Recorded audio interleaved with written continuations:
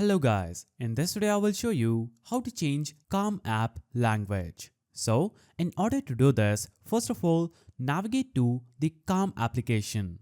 Now after the application gets opened, you will see this interface. Here you'll have to simply click on the profile icon at the bottom right side of the screen. Now you will see this settings icon, that is gear icon, at the top left corner of the screen.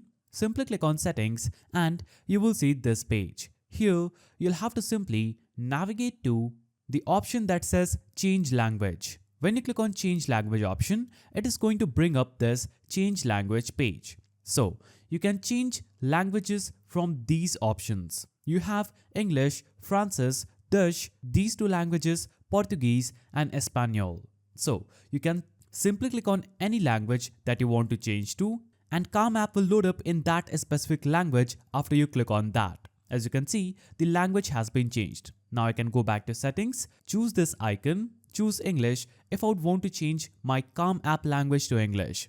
So that is how you change Calm app language. If you found this video helpful, please don't forget to give it a thumbs up, and thanks for watching.